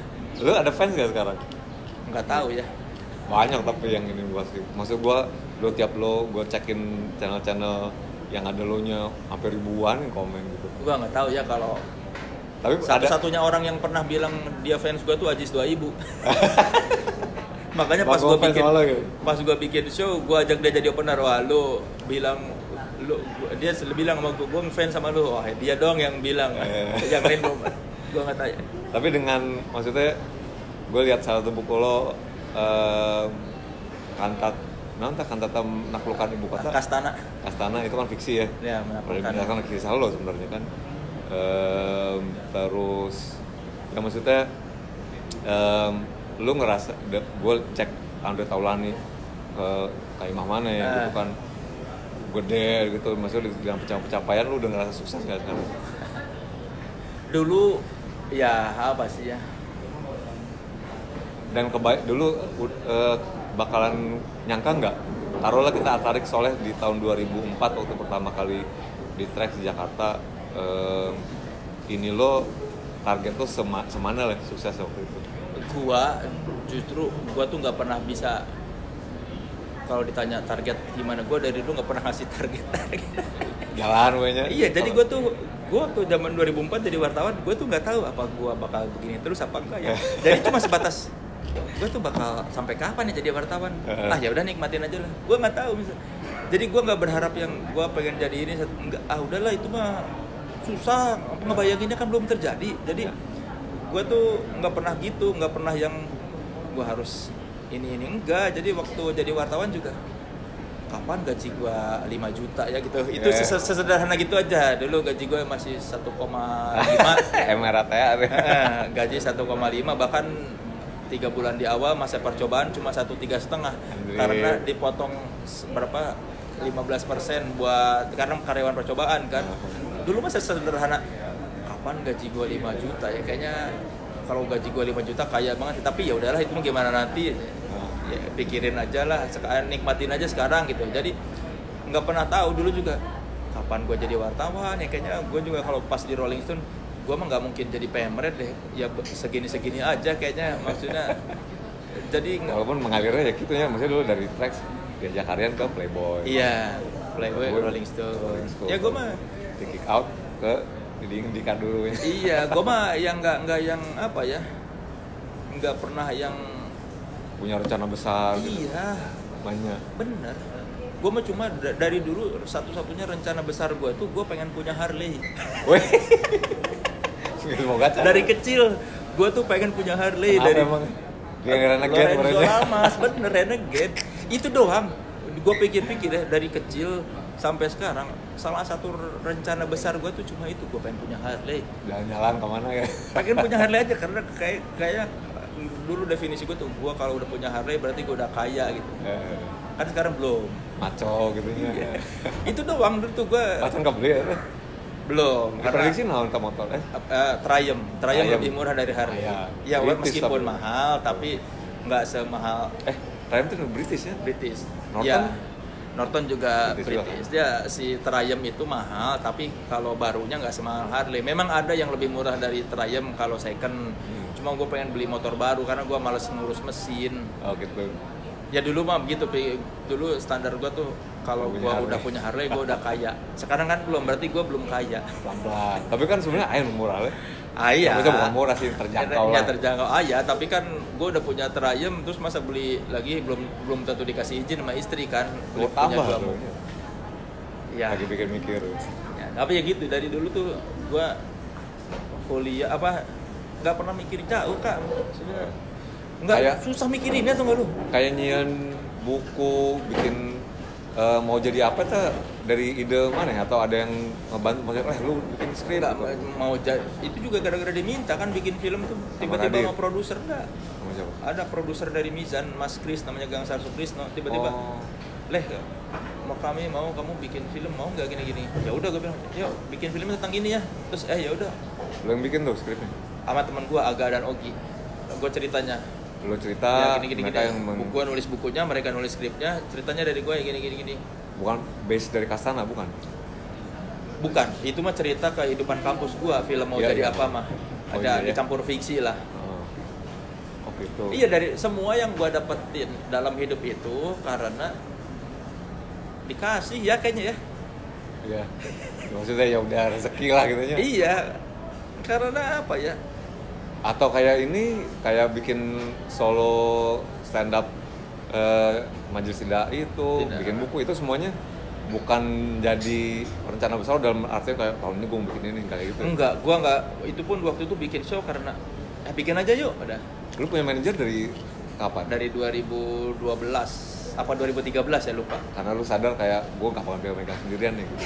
Iya, karena ribet kalau mau job kan harus urus administrasinya, males kan nanya kontrak atau apa. Belum tahu tawaran dulu. Iya, ribet administrasinya, nego-nego ya udah, kalau sama manajer kan tinggal tahu beres lah. Beres, ya. Iya, tapi gue tuh kalau ditanya rencana besar, ada kak. Gue juga suka bingung kalau ditanya, lu mau rencana apa lagi? Nggak bisa jauh-jauh hari. Gue tuh suka sebel juga kalau misalnya ada orang nih sekarang bulan Januari, ada yang mau, Mas mau nanya dong jadwal buat Juli, masih jauh. Gue sebel betul, kayak aduh, kenapa sih? Iya, nah kenapa sih nanya-nanya job jadwal dari sekarang meskipun dia kan butuh booking, tapi gue gak suka. Terlalu jauh gitu, gue tuh ngebayangin di tengah jalan kalau ada rencana apa berubah kan nanti ini jadi menghambat atau apa gitu. Gue tuh pengennya kalau ada kerjaan tuh kayak job-job tuh ya udah berapa bulan ke depan atau misalnya sebulan atau 2 bulan lagi gitu. Jangan yang 6 bulan di depan udah di booking dari sekarang. Atau mungkin juga ini lah kalau menurut gue mah sesuai dengan hadis ya. Kalau kita mempermudah urusan seseorang kan urusan kita kan dipermudah juga meren ya. Mungkin. Karena kan gue maksud gue temenan sama Soleh dari ya jauh dari tim Humanity Tracks gitu kan. Setiap kali kita minta bantuan sama Soleh nggak pernah dipersulit. Udah gitu, Leh minta bantuin jadi MC, ayo sok lo gitu. Nggak ngomongin duit, nggak pernah nanya duit. Karena mungkin teman modelnya gitu ya. Dan lu juga bilang kalau gue paling males kalau misalnya udah kenal tapi malah lewat manajer gue lo bilang gitu kan. Iya. Kayak gitu. Kenapa nggak langsung ke gue aja gitu. Jadi mungkin itu modelnya. Iya, mungkin. Ya gue juga prinsip gitu sih apa. Yang penting kita mempermudah orang ngebantu nggak dipersulit. Nanti yang dibalas sama orang lain lah baru gitu. Mungkin. Iya, gue juga paling malas kalau ada misalnya ada orang punya YouTube. Terus yang ngontak manajernya dia ke manajer gue, kan lu temen gue. Ngapain sih mesti gitu-gitu apa mesti ribet gitu. Kan minta aja personal, mau nggak gini-gini. Makanya gue waktu diundang si Desta, gue respect karena meskipun si Desta itu kesannya sombong ya apa belagu ya, tapi dia sendiri yang WhatsApp, Leh ke Vindes ya, ayo. Dia maksud gue masih mau. Iya, dibalik semua image dia yang nyebelin, dia masih ini apa baik. Secara personal ngehubungin, kan dia bisa aja dia sebagai bos nyuruh anak buahnya, coba kontak si Soleh atau kontak manajernya buat jadi bintang tamu di sini. Enggak, dia WhatsApp sendiri karena dia tahu nah itu menghargai temen. Ada gua kayak orang udah kan perasaan udah temenan kita, tapi kenapa lu ngontak lewat manajer lu? Kan itu meskipun itu YouTube perusahaan atau YouTube yang manajemen lu, kan lu kenal sama gue, lu tinggal bilang aja ke gue, kenapa mesti? Kemarin udah berapa channel ya? Lu pasti udah sering banget kan Denny MR udah. Ya Denny MR, terus siapa ya? Ada lah beberapa yang gua nyambung aja. Iya. Yang gua suka aja ya, channelnya. Lu bilang iya. Kalau ini baru kalau gua lihat wah ini nggak norak, ayo. Iya. Atau kalau ada yang norak meskipun dia jutaan subscribers dan orangnya terkenal, enggak ada gua males. Kalau lu ngawancara lah yang lu pengen banget sekarang ngawancara siapa? Udah nggak ada kak setelah Iwan Fals. Udah kayaknya udah top tuh ya. Iya, udah gua mah udah Iwan Fals sudah paling. Richard menurut. Bahasa Inggris gua jelek kak. Gua pengen gua wawancara Rolling Stone atau Iggy Pop, tapi bahasa Inggris gua jelek. Iya. Gue nggak sebagus Hasif kalau ngobrol. Wah, itu mah aduh. Hasif kan kalau ngomong bahasa Inggris. Iya. Gue kalau ngomong dalam bahasa Inggris, makanya gue suka salut kalau gue lihat tulisan lu bahasa Inggris, saya kan jago gini nulis bahasa Inggrisnya. Dan maksud gue, lu tuh nulis bahasa Inggris bukan cuma jago, tapi kelihatan bahwa lu tuh pinter di situ. Berkarakter lah ya orang. Pinter, iya, maksudnya ada orang yang nulis bahasa Inggris ngerti grammar bagus tapi tidak terlihat pinter. Nah, lu tuh orang bisa lihat anjir saya pinter nih. Bisa ya, kelihatan gitu maksudnya. Intelektualitasnya tuh dari pilihan kata di dalam bahasa Inggris tuh kelihatan. Ya berkarakter lah gue nyebutnya. Si Asi memang gitu sih gue baca kayak. Tapi memang dia kan ada background eta lahirnya. Iya, dan gue juga mungkin ke luar negeri sempat kuliah gitunya. Tapi yang di lokal lah gitu, yang mungkin sekarang gitu lu pengen banget ngobrol, pengen lu tanya gitu. Kayaknya orang hayang pisan nginterview si VOB kan. Oh, Voice of Bacepat. Pengen banget banget. Karena di kampung orang kan. Garut ya, sesama Garut. Gue pengen nanya tuh, udah tuh pengen banget ngajak mereka. Lalu ada nggak yang lo pengen bawa ke soal interview gitu? Nah, ada. Gue udah 2 jam sama Iwan Fals sudah cukup gue. Iya. Maksudnya itu udah kayak ya udahlah, selebihnya mah gue menikmati aja. Kalau ketemu siapa yang menarik baru tarik. Iya, setelah Iwan Fals udah nggak ada lagi yang pengen gue kejar. Maksudnya gue udah wawancara 2 jam sama Iwan Fals sampai Iwan Falsnya buka baju di depan gue, itu kan kayak udah kayak wah. Aduh, gitu udah. Ketawa. Iya lo gila, kapan lagi lo? Lu tidak pernah menyangka dalam hidup lu ketika kan gue mendengarkan Iwan Fals dari kecil. Banyak pertanyaan yang pengen gue jawab, ternyata terjawab sama dia, dijawab sama dia, dan tiba-tiba pas wawancara dia buka baju. Iya, gue udah ganti baju terus kan kayak itu sesuatu yang ya buat seorang penggemar tuh udah cukup banget lah. Literally telanjang depan. Iya, benar-benar. Luntur nggak tapi lah ininya, auranya? Enggak, kalau Iwan Fals enggak, karena kan gue belum akrab sama dia. Oh, oke. Makanya kalau lu suka sama orang, nggak usah pengen jadi akrab, nanti jadi hilang daya tariknya. Pasti lu punya kan di scene misalnya zaman sebelum lu akrab, oh sini kayak yang keren. Gue sampai sekarang slang gue nggak mau interview karena gue takut akrab. Iya, takut akrab udah jadi wah hilang magis nih. Iya, makanya gue sama Iwan Fals jaga jarak aja lah. Cukup, yang penting dia udah tahu gue, kan udah cukup itu. Ngobrol masih nyambung, tapi gue tidak mau, kasarnya tidak mau lah jadi temannya dia, nanti takut hilang daya magis. Magisnya. Iya, kayak dulu misalnya, gue belum kenal Aryan, waktu kuliah kan keren, maksudnya kan image-nya kan keren banget kan, tokoh gitu, Aryan kan. Setelah kenal kan, ternyata ya maksudnya jadi teman gue, jadi biasa, jadi hilang magis, jadi kerenan itu malah suka ngelawak gitu ya. Iya, jadi gue inget si itu Pai itu dulu yang bilang ya bintang kalau dari jauh bagus, kalau dari dekat sama aja, maksudnya intinya jadi bakal hilang kalau dia dari dekat gitu. Hilang. Tapi lah lu kan maksudnya bisa dibilang dari perjalanan lu dari awal sebagai tadi dai di kuliah sebagai MC gitu sampai sekarang bisa dibilang lu masuk ke showbiz ya. Show business industri bersinggungan dengan literally seleb lah gitu. Apa yang lu pelajarin dari kehidupan mereka? Maksudnya kalau bisa gue lihat kan sebenarnya terbelakang lu sama kayak kita lah ya. Kita bisa dibilang kayak dari rakyat jelata lah. Rakyat jelata. Terus lu mungkin kasus satu di antara 1.000 yang akhirnya lu punya rezeki bisa nembus ke sana. Apa yang lu pelajarin? Yang gue pelajari ya setelah masuk di dunia hiburan ini, melihat bintang-bintang Indonesia, sebetulnya yang kita lihat di TV itu tidak seperti yang terlihat. Ya. Yang kita pikir baik belum tentu baik, yang kita pikir jahat sebetulnya belum tentu jahat gitu. Oh, justru yang kelihatannya jahat tapi baik ada? Ada yang kelihatannya berandalan atau misalnya ini image-nya kayaknya nggak bener, tapi padahal aslinya baik. Ada yang maksudnya yang kita lihat di layar kaca itu tidak selamanya indah dan tidak seperti itu yang kelihatan. Iya, jadi maksudnya yang kita pikirkan kehidupannya menyenangkan atau nggak tahu banyak utang. Gitu iya, intinya mah setelah gua tahu dari ya dari deket tuh nggak semuanya itu terlihat seindah yang di layar kaca lah. Dulu kan kalau dulu tuh kan wah sini gini glamor ya, atau wah kayaknya hidupnya indah ya, apa bahagia gini-gini. Ternyata pas kalau tahu mah ya nggak semuanya yang indah itu aslinya terlihat indah. Iya. Jadi pelajaran gua mah jadi ya kebahagiaan itu nggak bisa diukur dari nggak bisa ngukur dari atas standar orang lain. Kebahagiaan itu kita yang ukur sendiri. Oke. Mungkin banyak orang yang nonton TV ngeliat kayaknya bahagia aja jadi sini jadi situ. Yang enggak ya, lu bahagia tuh lu yang menentukan. Iya. Kalau menurut lo kunci dari sukses lo sampai sekarang nih apa, Le? Konsistensi kayaknya ya. Konsistensi. Iya.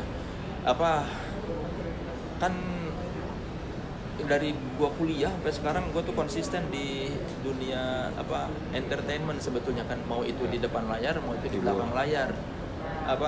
Gua selalu konsisten menunjukkan kecintaan pada musik dan hiburan. Jadi makanya ketika gua jadi wartawan pun kan gua diajak jadi wartawan musik karena gua dari kuliah ketahuan nih si Soleh suka sama musik. Terus ketika ke Rolling Stone pun kan diajak karena si orang-orang Rolling Stone tahu si Soleh ini bagus di musik.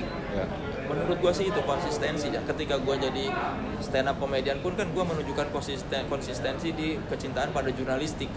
Makanya gua bisa dapat kerjaan-kerjaan yang berhubungan dengan wawancara, jadi host di YouTube itu karena gua konsisten melihat gua selain suka musik, gue suka jurnalistik. Makanya gue bikin channel YouTube gue tuh kan untuk menunjukkan bahwa gue cinta sama dunia jurnalistik. Iya. Gue rasa orang-orang yang sukses itu rata-rata karena konsisten. Kita lihat ya, contohnya tadi Aryan ya. Aryan dari kuliah sampai sekarang begitu loh. Itu aja ya. Itu dia nggak berubah. Lu lihat foto dia tahun 90 sama foto dia sekarang kan sama. Maksudnya Aryan dulu dengan Aryan sekarang itu tidak ada yang berubah. Dari sisi penampilan dan dari sisi kesukaan musik yang dibawain juga. Segala macam konsisten. Sekarang kan dia menuai hasilnya jadi tokoh kuliner terkenal itu tokoh musik Sultan Kemas. Iya, maksudnya kan itu salah satu yang contoh bahwa orang kalau konsisten bisa menghasilkan. Yang susah tuh konsisten. Tapi kan pasti nemuin kegagalan. Maksudnya gini, iya konsisten tapi kuncinya lagi kalau gagal bangun lagi terusin lagi. Kan? Lu pernah gagal tapi kayaknya malah jarang atau mungkin pernah gagal tapi lu nyadar ya gue mau ngapain lagi, harus pilihan ada cuma terusin mungkin aja. Satu-satunya kegagalan gue tuh ketika Playboy bubar kali ya, dan gue nganggur 4 bulan itu kali ya yang itu kali yang gue sebut gagal ya, karena nganggur gue 4 bulan itunya. Udah malah mungkin nggak sesial kayak ownernya sampai ke pengadilan. Iya, kalau pemerintah kan Mas Erwin di penjara segala kan. Tapi mungkin satu-satunya yang gue bisa anggap kegagalan itu ketika di Playboy gue bubar 4 bulan gue nganggur. Udah milih ternyata wah begini. Iya, cuma ya gue selalu mikir semua udah ada yang ngatur. Jadi mungkin itu sebabnya antara gue jadi pemalas atau jadi lahaula itu terlalu kuat. Jadi mungkin karena gue terlalu lahaulanya terlalu yakin, jadi gue tuh santai aja lah, nggak usah terlalu ngoyo hidup. Allah sudah ngatur hidup kita, mau kemana juga kalau udah bagian kita bakal dapet. Benar. Gue tuh mungkin, tapi jeleknya bisa jadi gue jadi agak pemalas ya. gue tuh agak pemalas kayaknya. Tapi yang ngaturin ini sekarang si manajer lah. Iya, cuma kan gue yang mikir udahlah. Dalam hati gue juga, gue tidak yang pengen nggak nuntut apa-apa sama manajer. Gue mau dong job sebulan 10 kali. Gue nggak ngasih target apa-apa ke manajemen gue, seadanya aja. Mungkin ya itu dari sisi positifnya gue percaya sama Allah baik. Iya, akan ada bagian. Iya, sisi jeleknya gue jadi pemalas. Gue tuh males kan kalau capek lah, udah nggak bisa aja. Kalau mikirin kan, kalau ngeliat orang-orang malas ribet. Iya. Misalnya orang dari gue tuh dari dulu ditawarin sama Papa Roy Star Vision dari 2013, suruh nulis skrip. Suruh nulis skrip, suruh gue main film di cerita yang dia mau. Cuman gue karena malas belajar nulis skrip, terus malas nulis, udahlah nggak usah. Jadi gue tuh nanti aja lah. Ya itu antara jadi pemalas atau jadi yang udahlah diserahkan lagi. Sudah ditentukan. Iya, terus gue tuh yakin karena gue tuh dari dulu kan gue tidak pernah miskin, tapi juga tidak kaya banget. Biasalah ya, menengah. Kaya aja juga kalaupun gue berhasil nggak akan terlalu bagus-bagus juga. Iya. Kan semua orang sukses pasti harus miskin banget atau kaya banget. Iya. Memulainya kan antara lu di bawah banget nih, miskin banget kan, sengsara, ya ibu bapaknya nggak kerja atau apa, susah banget hidupnya, atau lu kaya banget. Rata-rata yang sukses banget tuh seperti itu. Nggak ada yang menengah-menengah, yang benar. Keluarga saya biasa-biasa aja, sulit tidak, senang juga biasa. Nggak ada. Jadi gue tuh yakin kayaknya kalaupun gue berhasil juga ya begitu-begitu aja lah. Iya. Bahkan persentasi yang dari miskin jarang tuh ya.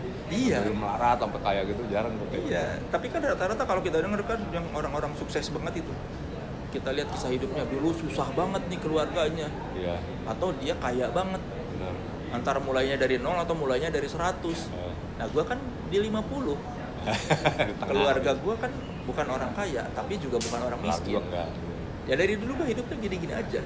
Tidak pernah jatuh, tapi tidak pernah juga tinggi-tinggi banget. Reaksi orang tua kumaha le? Maksudnya ngeliat lu udah begini, taruhlah jadi public figure, pernah komentar nggak? Nyokap gue mah selalu bilang apa? Ulah kena narkoba. Nggak mungkin gue rezekinya bagus karena pas lagi hamil tuh nyokap gue selalu ngaji tiap malam. Pas lagi hamilin lu? Iya, dia selalu bilang nyokap gue waktu gue dalam kandungan nyokap gue tiap malam ngaji. Oh gitu. Mungkin rezekinya bagus karena itu, kata nyokap gue. Ya. Kata nyokap ya. Ya mungkin kalau kata di agama, bahkan kalau di Islam gitu ya, setiap kesuksesan yang kita raih adalah doa ibu yang terkabul. Iya.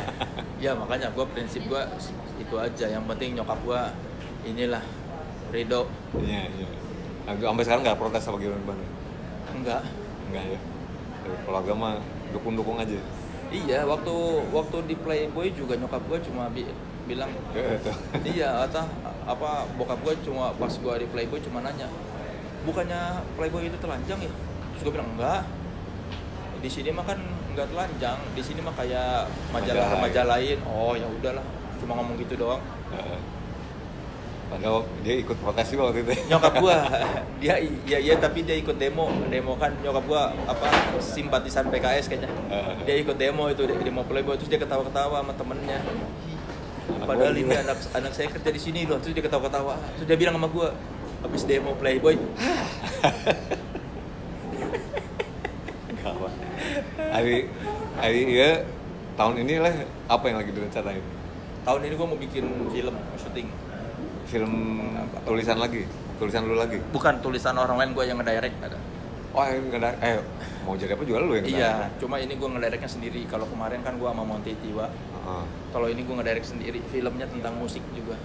Tentang musik? Iya, filmnya tentang seorang penyanyi lah. Oke. Makanya gue, ya itu tadi, gue pengen konsisten di musik lah kayaknya apa. Ada karakter ya itu tadi gue pengen kemanapun apapun yang gue kerjakan pasti orang melihat relasinya dengan musik. Karena ya gue suka sih musik. Pengen jadi nggak tapi ngurusin aliar itu atau menjadi band gitu, di band? Enggak, kayaknya nggak ada bakat kak. Nyanyi juga? Ya lu aja lah, gue tahu diri gue maksudnya. Jadi komentator ya? Iya, kan nggak semua orang perlu jadi penyanyi lah. Ya, nggak saya porsi banget. Iya, jadi penikmat aja gue mah. Gue sadar satu-satunya yang nggak bisa gue ini tuh adalah jadi kayaknya musisi tuh udah nggak ada bakat gitu. Iya. Tapi ngedengerin masih kan? Masih ngedengerin. Yang lo demen band-band sekarang salah? Yang yang paling baru tuh, yang paling gue baru beli albumnya itu si Lomba Sihir, gue suka. Oke, iya. Grupnya Saniter gue suka tuh, Lomba Sihir, Hindia, Fist, bagus-bagus itu. Liriknya ogenya. Iya, bagus juga menurut gue si Hindia itu. Baskara salah satu anak muda yang potensial lah dia. Kritis. Iya, penulis lirik yang bagus. Benar. Terus kepikiran untuk jadi produser kemarin ya kayak ngambil band gitu ya, tapi lu sebagai ya komentator lah pokoknya ya. Iya, kalau sebagai produser gua tuh tidak optimis orangnya, Kak. Gua tuh selalu pesimis, gua tuh selalu merasa yang gua kerjakan pasti bakal gagal. Banyak. Oh iya sih gitu. Tapi kan akhirnya ini semua berhasil semua malah. Gak ada loh, maksud gue dari dulu juga biasa-biasa aja, nulis buku juga segitu-segitu doang. Mungkin Apa memanage ekspektasinya maksudnya. Kalau ya, nggak mau makanya berekspektasi tinggi-tinggi. Iya, makanya gue tuh kayak kasihan orang bandnya kalau gue produserin karena gue juga nggak yakin bakal laku gitu. Iya, itu jadi kunci gue tuh lah dalam ternyata kuncinya kita dalam menjalani karir atau kerjaan itu manage ekspektasi, jangan ketinggian. Iya. Karena orang-orang biasanya frustasi, sampai stres, depresi itu karena ketinggian menurut gue. Ngejar-ngejar cewek yang nggak di luar kemampuannya dia, nggak mematut diri gitu kan. Pengen naon, yang pengen jadi band ngetop tapi lo biasa aja gitu kan. Iya, gue tuh optimis gagal. Gue pesimis tapi gue optimis tidak akan berhasil. Jadi itu gue tuh optimis atau pesimis tuh? Mungkin pesimis tapi optimis. Tapi optimis menurut itu. gue orang-orang pesimis tuh optimis. Karena orang-orang pesimis adalah mereka yang yakin akan gagal. Berarti ada optimisme di situ. Kalau bisa berhasil berarti at least nggak Iya, tapi kan setidaknya dia punya satu keyakinan akan gagal. Jadi menurut gue orang yang pesimis itu tidak melulu pesimis. Kalau dilihat dari kacamata keyakinan berarti dia yakin gagal dong. Yakin itu kan sebuah bentuk optimisme. Iya. Berarti pesimisme itu adalah bentuk optimisme.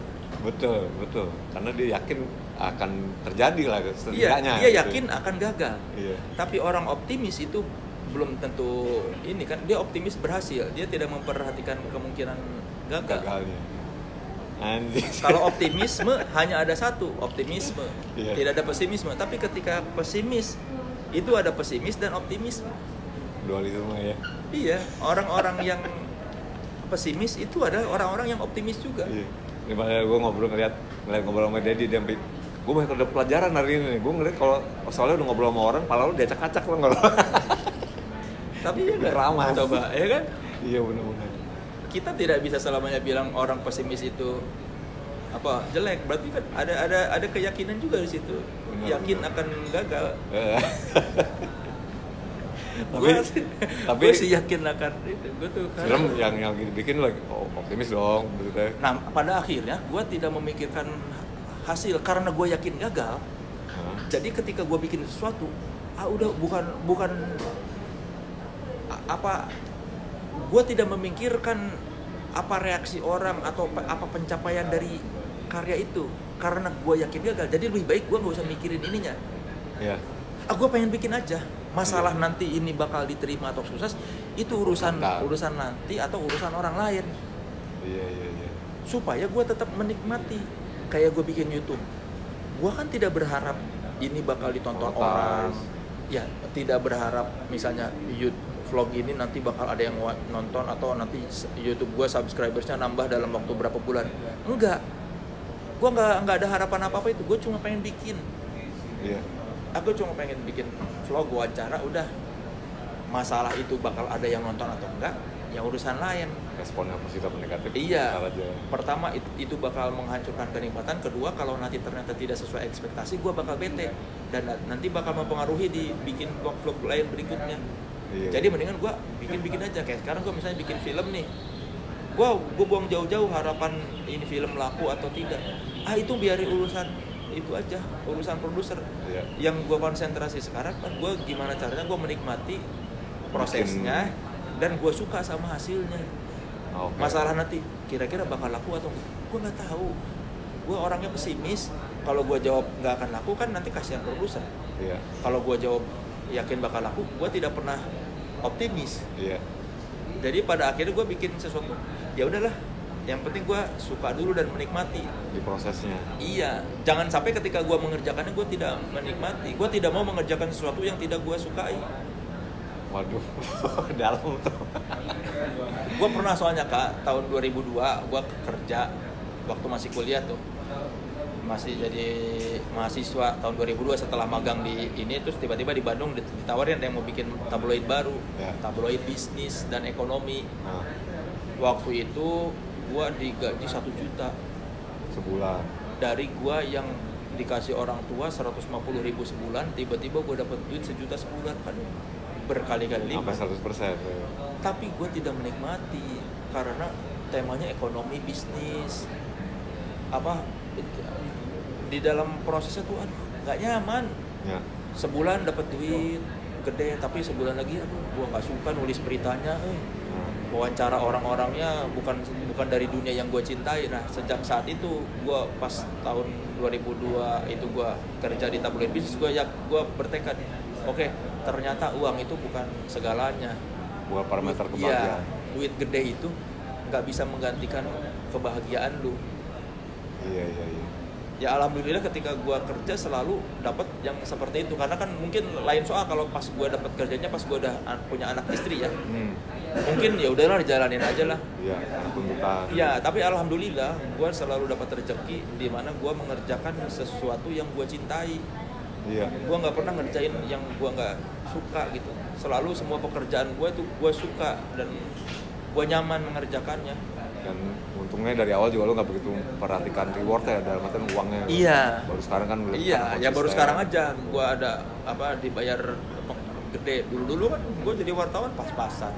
Iya. Duit sebulan habis, nggak ada sisa. Ya alhamdulillah aja, Bang. Iya. CD juga selalu gratisan dari label kan. Sisa 50.000 sebulan dulu waktu zaman di Trax. Paling hoki kalau dapat liputan luar kota, ada duit liputan luar kota. Tapi lebihnya cuma berapa ratus, 200 ribu. Tapi kan gue nyaman. Iya. Dan seneng nulis. Iya, duit nggak seberapa tapi nyaman. Ya alhamdulillah sekarang maksudnya kenyamanannya ada, duitnya ada gitu, alhamdulillah. Tapi kan itu ya karena menurut gue ya karena ya rezeki kali ya. Nggak semua orang kan bisa begitu juga ya, kan sebagian besar dari kita hidup karena bekerja karena harus, bukan karena ingin kan. Yang nggak disalahin juga, cuma ya gue dari dulu pengennya seperti itu dan alhamdulillah ya dikasih sama Allah gitu. Yang sudah dikerjakan dan juga menghasilkan. Ya mungkin gue berprasangka baik sama Allah ya. Iya, husnuzon. Iya, husnuzon tuh. Ya gue yakin aja lah kayaknya Allah baik sama gue. Karena gue selalu gitu ya mungkin kalau gue nggak sekarang nanti dapat apa ya. Iya. Ya itu aja kan katanya dulu malah gue dengar tuh dari siapa ya yang ngomong gini tuh, Indraki kalau nggak salah. Indraki entah dari dia omongan atau dari tweet, Tuhan itu seperti yang kita sangkakan. Betul, ya itu hadis juga. Ada. Gue pernah. Allah gitu, iya. Aku tuh seperti prasangka dari umatku. Iya, gue pernah bacanya dari Indraki malah. Iya. Dia nge-tweet atau dia ngomong gitu. Tuhan itu seperti yang kita sangkakan. Iya. Indraki apa siapa? Pokoknya kayak gitu. Terus gue, ya udahlah. Hadis. Oh itu dari hadis ya. Ya udah berarti gue berprasangka baik aja lah. Allah ngasih gue rezeki tanpa gue harus kerja keras. Anjir, ya penting ya, karena gue baru udah menuju 6 bulan nganggur ya. Iya, maksudnya kan rezeki mah ada. Justru pelajaran gue, semakin kita nanya-nanya kapan rezeki ada, itu malah gak ada. Kayak kan lu kan baru 6 bulan ya freelance. Benar. Gue udah berapa dari 2012 freelance. Ya. Itu ketika momen bertanya-tanya, ini duit udah mau habis. Duit udah mau habis, belum ada job nih bulan ini, malah nggak ada. Tapi ketika kita ikhlas, ya tidak disangka-sangka. Ada, maksudnya gue tuh pernah ada momen-momen yang misalnya rekening udah nol nih, benar-benar nol. Pas udah nikah? Iya. Nikah tahun berapa deh? 2011. Di masa jadi stand up comedian, maksudnya rekening benar-benar nol, terus udahlah ikhlas aja. Ternyata ada kerjaan, ngisi lagi rekening ada lagi. Justru ketika gue pasrah, ikhlas, malah ada terus rezeki. Kerjaan tuh ketika gue nggak pikirin ya, udah tawakal ya, berserah diri tuh ya. Iya, ketika berserah diri malah ada terus. Ketika gue zaman khawatir gitu ya, khawatir nggak ada pemasukan, malah nggak susah. Makanya gue pernah baca juga tuh ya, Sujiwo Tejo nulis dia bilang eh, penghinaan terhadap Tuhan itu apa sih, penistaan terhadap Tuhan itu bukan menghina, apa intinya kata dia menistakan Tuhan itu justru ketika kamu berpikir, kamu khawatir kamu makan apa besok. Wih. Kata Sujiwo Tejo katanya. Ketika kita khawatir kita besok nggak makan, berarti kita sudah menistakan Tuhan. Meragukan. Iya, meragukan kita. Kekuatan. Iya. Sadis. Jadi makanya gua sekarang udahlah ikhlas aja lah. Iya. Yang lagi nyari jodoh tuh sedang nih lo juga gue. Bener loh. Semua itu kan ketika kita ikhlas. Zaman dulu sering mati lampu. Kalau bahasa Sunda sebutnya aliran kan. Kalau mati lampu, begitu kita masih marah-marah sama PLN, ngutuk-ngutuk kapan ini nyala, nggak nyala-nyala. Tapi ketika kita udah ikhlas, udahlah memang mati lampu. Nyala.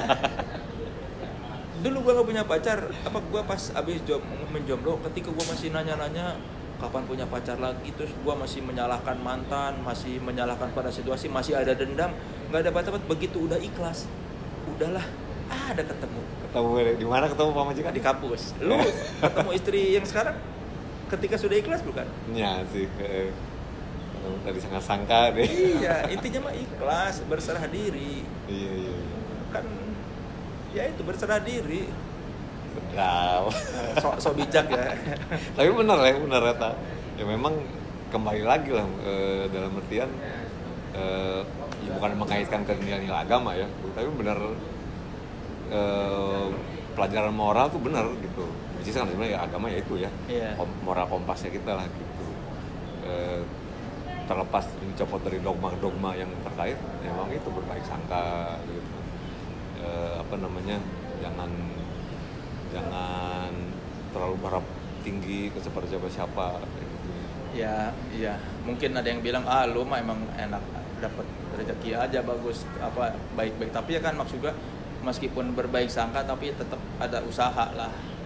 Kan meskipun gua misalnya gua tidak kerja keras, tapi kan gua sudah menunjukkan kualitas misalnya.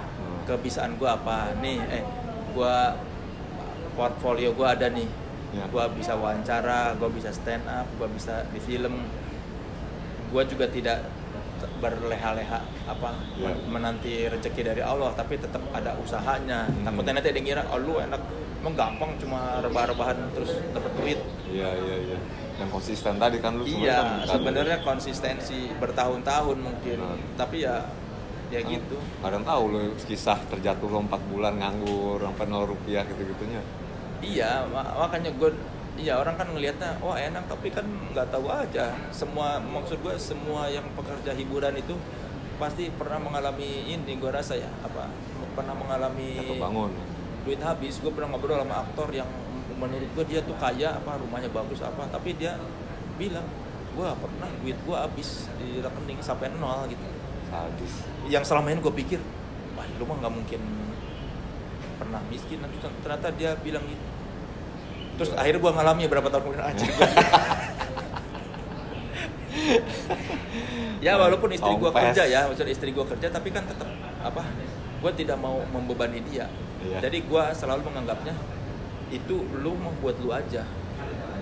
Benar. Rumah gue yang ngurus. Meskipun istri gue punya penghasilan, itu buat dia. Segala macam tagihan, pengeluaran bulanan, itu tanggung jawab gue. Jadi meskipun lu punya duit, jangan keluarin dulu sampai gua nggak punya duit sama sekali, baru keluarin. Nah, itu waktu itu hampir udah 0, terus nyaris. Udah pakai uang gua aja. Ternyata ada. Iya. Ya meskipun nanti kadang enak si Soleh ngomong gitu, istrinya kerja. Iya emang enak, tapi kan gua tidak, sistem gua ini tidak yang istri gua buat menghidupi kita, enggak. Duit dia buat dia, duit gua buat kita semua. Iya, sesuai dengan aturan agama oge. Ada ya? Biasanya kan gitu, katanya rezeki istri buat istri, rezeki suami buat dua. Ada gitu buat ya? Keluarga. Cenah mah katanya. Ada juga aturannya gitu kayaknya. Tapi ya nggak usah di agama pun, kayaknya kalau di tatanan keluarga dimanapun, mau di belahan dunia dimanapun, mereka gitu kan. Iya. Emang suami mah emang tanggung jawabnya sekeluarga. Kalau istri ya. Iya, soalnya gue pernah baca di mana gitu, ada yang bilang si Soleh kan enak mau santai-santai lah, orang istrinya PNS Ya iya, istri gua PNS, tapi kan Rumah duit mah dia tetep. buat dia, rumah mah tetap apa tanggung jawab gua, cicilan apa segala macam itu gua. Jangan sampai dia ngeluarin duit dulu sampai gua benar-benar habis. Iya. Aduh, bro. Ya dan gua diingetin sama istri gua waktu itu suka, udah nggak usah ini apa, gua lagi nggak ada job misalnya, udah sebulan belum ada job, terus udah kamu kan suka ini tiba-tiba apa begitu udah mau habis duitnya ada lagi. Iya. Dia yang ngingetin gua. Benar. Sebelum gua kan gua sadarnya baru berapa tahun terakhir ini gua punya keyakinan kayak gini tuh, Nah, bahwa berserah diri itu baru belakangan ini, baru-baru ini. baru berapa tahun lah, 5 tahunan lah. Dan karena udah belum terbukti ya. Iya, setelah ini dulu mah gitu was-was Resah. ngelihat rekening, wah tinggal sebulan lagi nih penghasilan. Kalau tweet lagi kan. Ya kan kalau ngelihat, waduh ini kalau dihitung-hitung duit cuma buat Nggak sebulan masuk lagi nih. nih. Habis ini sebulan ini habis, besok gua pakai apa? Tapi gitu istri gua ngingetin, udah kamu kan selalu gitu khawatir tahu-tahu nanti ada aja kerjaan. Nah istri gua yang ngingetin. Tapi ikhtiar lah masih usaha mah. Iya. Iya. Ya makanya Apalagi lah selain film yang lagi dalam program ikhtiar usaha tuh apa? itu doang yang deket mah. Gua nggak tahu, belum ada lagi itu doang maksudnya film. Ya biasalah apa YouTube kan, sama si podcast naik kelas mau jalan lagi. Oh iya. Ya itu juga lumayan tuh menghidupi gua tuh. Terus juga sama lu udah berapa sih sama Ucup ya? Itu mah nggak ada uangnya yang podcast itu mah. Yang ada uangnya yang di podcast naik kelas doang. Iya. Sama kemarin kan ada si podcast apa 3 second itu apa tripod show, tapi udah nggak gua lanjutin. Nggak enak sama podcast naik kelas soalnya biar fokus. Iya. Ya itu aja sih. Rencana tahun ini mah cuma itu, podcast naik kelas, ada lagi season barunya sama gua mau syuting Film itu tadi ya? Iya. Masih rahasia tapi ya? Ya judulnya rahasia. Pokoknya tentang penyanyi lah, karena nggak tahu kalau gua ceritain sekarang tayangnya tahun depan kan percuma diomongin. Oh, pokoknya misalnya lagi dalam tahap penggodokan. Baru ya, mau syuting nanti Maret. Oh, tapi syuting udah pasti nih ya? Udah pasti. Oke. Siap dah. Dari perencanaan karir yang lagi muda-muda sampai ke rumah tangga. So bijak ya. Ngatur keuangan, gokil, komplit ya udah ceritain semuanya. Uang itu bukan susah, yang susah tuh bukan ngatur uang, Apa tuh? nyarinya. Kalau uangnya sedikit diatur makin susah, makin banyak kan makin gampang ngaturnya. Iya. Makanya gue suka sebel sama financial planner. Atur keuangan dong gini no, ngomong gampang. Kebutuhan Nyarinya. kan beda-beda, iya. Dapatnya juga gimana? Iya, kalau uang sedikit mah susah ngatur ya. Sudah kan gue suka sebel tuh ngeliat atur keuangan, dana darurat, gampang ngomong. Coba lu gaji lu pas-pasan. Apa yang mau diatur? Iya, gue baru sekarang aja bisa relate sama financial planner kan, mengatur keuangan karena uangnya udah ada agak Iya, banyak. iya. Dulu mah nggak ngerti kan maksud gimana mau ngatur keuangan. Iya. Apa yang mau diatur udah habis sisanya. Kayak punya garasi, mau ngatur mobil, mana mobilnya? Iya kan, mana mau diatur, ditaruh di mana mobilnya. Begitu mobil lu ada 1 atau 2 kan baru lo gimana ngatur. Nah ini kalau duit sedikit mah bukan buat diatur, dipakai. Siap lah kalau gitu. Kita doain deh bukannya deh proyek-proyek Kang Soleh ini pas naik kelas bisa dicek juga, film yang tadi lagi direncanakan gitu ya, kita bisa nikmati secepatnya. Atau mau pisan Kang Soleh udah mampir di dia, dan juga untuk Bang Misijuk yang udah memberi space di sini. Kalau misalnya mau tanya-tanya Kang Soleh kemana leh? Udah pasti tahu lah Solihun aja. Instagramnya, Ya. di Twitter juga masih aktif ya? Ada. Aktif wae, nggak pernah berhenti gitu. Kita doain semuanya lancar. Amin. Dan ada kata terakhir mana leh? Terima kasih Discuss Media sudah mengundang saya. Semoga makin sukses Discuss Media, makin banyak yang nonton dan ada sponsor. AdSense makin gede, ada Ya, sponsor. AdSense makin gede. Ada sponsor masuk loh. AdSense mah biasa, yang mahal tuh kalau udah ada Sponsor. built-in. Sebagai orang iklan harusnya bisa lah. Ah, udah pensiun lah ya.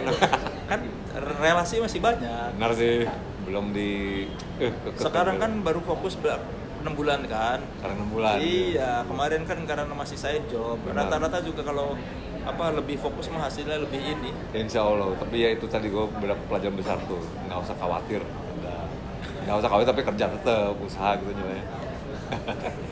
Siap deh, terima kasih udah konsenin episode Discuss kali ini, kita akan ketemu lagi di episode berikut. Terima kasih untuk Kang Soleh.